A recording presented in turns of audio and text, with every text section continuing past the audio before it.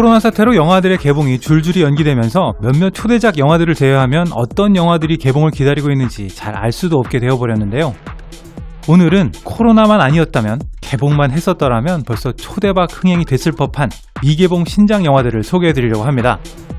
사실 제가 작년 딱 이맘때 2020년에 개봉할 영화들을 소개해드린 적이 있었습니다. 그런데 1년 전에 올린 그 영상에서 소개된 영화 중에서 원더우먼 1984 딱 한 편만 개봉을 했습니다.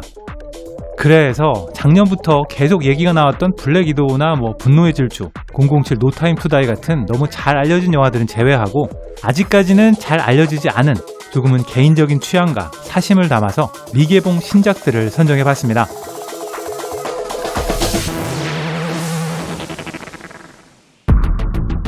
대작 블록버스터 하면 가장 먼저 떠오르는 게 SF 장르죠. 개봉을 기다리는 SF 영화 중에서 최고 기대작을 꼽으라면 단연 듄입니다. 프랭크 허버트의 원작 소설을 바탕으로 한 우주 대서사시 듄은 2008년부터 파라마운트 픽처스에서 영화 계획을 발표하면서 골수 팬들의 큰 기대를 받아왔습니다. 이 영화는 어마어마한 캐스팅부터 기대감을 갖기에 충분한데요. 오스카 아이작, 제이슨 모모아, 데이브 바티스타, 조슈 브롤린, 하비에르 바르뎀까지 연기파, 개성파 배우들이 떼거지로 출연하는 건 물론이고 시카리오와 컨택트를 연출한 드니 빌레르 감독이 연출해서 겉만 번지르르하게 포장한 망작 SF가 될 걱정은 접어놓으셔도 될 것 같습니다. 디스토피아를 기반으로 한 어두운 세계관을 바탕으로 하고 있어서 스타워즈 시리즈와는 결이 다른 SF가 될 것으로 예상되는데요. 기획 단계부터 최소한 2편의 시리즈로 시나리오가 완성되었고 이후 세계관을 공유하는 여러 스핀오프와 TV 시리즈까지 계획하고 있어서 진정한 어른들을 위한 스타워즈라 불러도 손색이 없을 것 같습니다.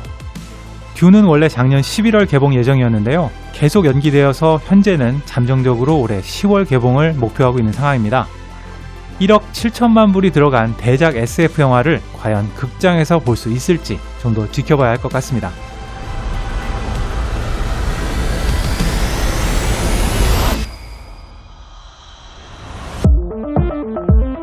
듄이 무겁고 진지한 SF 대작이라면 여기 좀 더 밝고 경쾌한 SF 영화가 있습니다. 스타워즈 시리즈의 히로인 데이지 리들리와 스파이더맨의 톰 홀랜드가 출연하는 조금은 기이한 우주영화 카오스 워킹입니다. 모든 여자들이 사라지고 남자들은 생각이 겉으로 보여지는 이상한 현상을 겪는 행성에서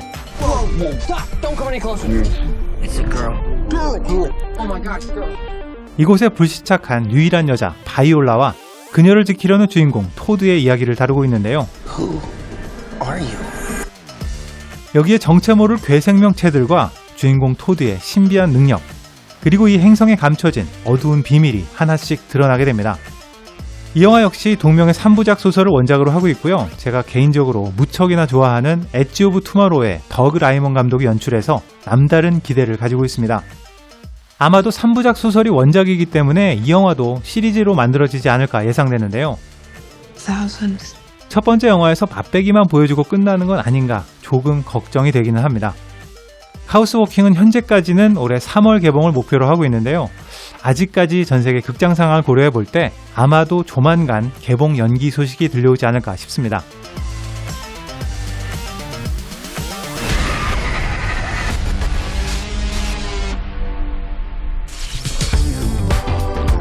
이제 블록버스터 하면 빼놓을 수 없는 게 슈퍼히어로 장르죠.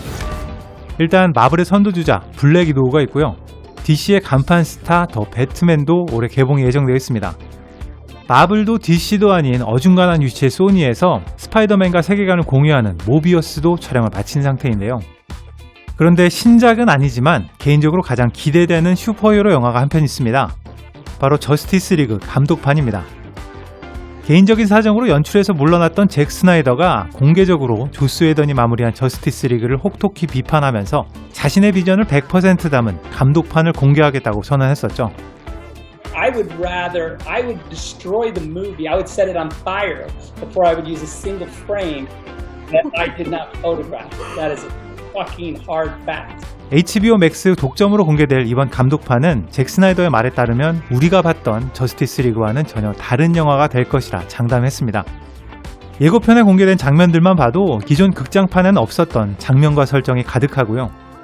조스 웨던의 유머 코드를 쏙 뺀 상당히 암울하고 진지한 분위기가 될 것 같습니다.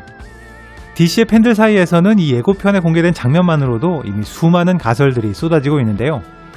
하지만 아무리 삭제된 분량을 보고 났다 해도 과연 일부 장면들과 새로운 편집만으로 전혀 새로운 영화가 될 수 있을까요? 감독판을 완성하기 위해 투입된 비용만 7천만 불에 달한다고 하니까요. 어느 정도는 기대해보셔도 좋을 것 같습니다. 그나저나 HBO 독점 공개면 우리나라에서는 아예 못 보는 걸까요?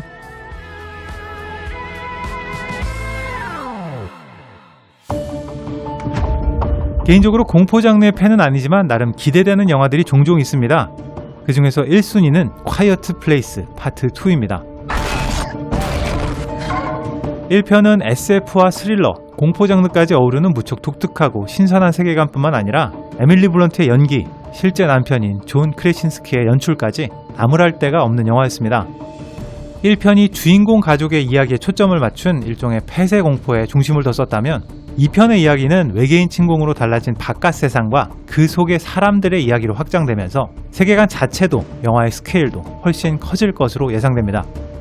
원래 작년 9월 개봉을 계획하던 이 영화는 3번이나 개봉일을 연기해서 현재는 올해 9월 개봉으로 예정되어 있습니다.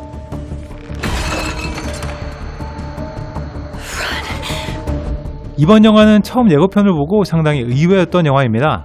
제목이 스파이럴인데요. 얼핏 보기에는 그냥 살인사건을 추적하는 형사물로 보입니다. 하지만 이 모양 기억하시죠? 바로 소우에 등장하는 모양입니다. 그렇습니다. 스파이럴은 직소의 세계관을 공유하는 소우의 9번째 영화입니다. 저예산 공포영화의 신화로 불렸던 소우가 이번에는 저예산이라는 꼬리표를 떼고 1급 배우들과 대규모 제작비로 본격적인 상업영화 시리즈로 변신을 시도합니다. 이 영화는 주연을 맡은 크리스 락이 직접 제안한 아이디어를 바탕으로 제작자로도 참여했고요. 소우 2편부터 4편까지 연출했던 데런닌 보스먼 감독이 다시 복귀했습니다. 스파이럴은 작년 5월 개봉 예정이었다가 1년이 연기되어서 올해 5월 개봉을 목표로 하고 있습니다. You wanna play games, motherfucker?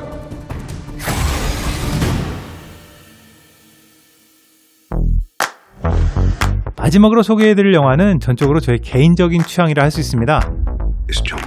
저는 이상하게 존윅처럼 은퇴한 노장이 복귀하는 영화를 정말 좋아합니다. 리암 리슨의 테이큰이나 브루스 윌리스의 레드도 무척 즐겁게 봤었는데요. Who the fuck are you? I'm nobody. 이 영화 노바디가 그 퇴역 노장의 계보를 이어갑니다.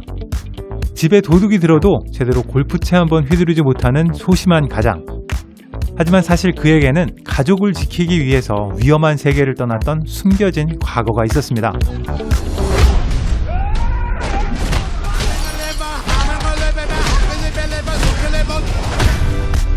노바디는 존윅 시리즈를 제작하고 공동 연출했던 데이비드 레이치가 제작했고요. 쉽게 말하면 존윅의 패밀리맨 버전이라 보시면 될 것 같습니다. 거의 비슷한 설정, 비슷한 캐릭터, 심지어 모는 차까지 비슷한데요. 원래부터 대단한 주인공보다는 왠지 찌질하고 없어 보이던 주인공이 뭔가 화끈한 일을 해낼 때 액션의 쾌감은 극대화된다고 생각하는데요. 이 영화 노바디가 그런 액션의 정석을 보여주지 않을까 생각됩니다.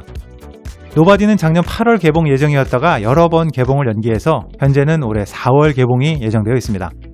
물론 이것도 뭐 연기될 것 같죠? Don't call 911. 사실 이번 주에는 올해 넷플릭스와 디즈니 플러스의 신작들을 소개해드리려고 계획했었는데요. 이게 공개 일정이 조금만 멀어도 예고편이 아직 공개되지 않은 상황이라서 뭔가 보여드려야 하는데 보여드릴 게 없이 말만 할 수밖에 없기 때문에 영상 준비를 못했습니다. 대신 다음 주부터는 매주 그 주에 공개되는 신작들을 하나씩 조금 빠르게 소개해드리도록 하겠습니다. 지금까지 빨간도깨비였습니다.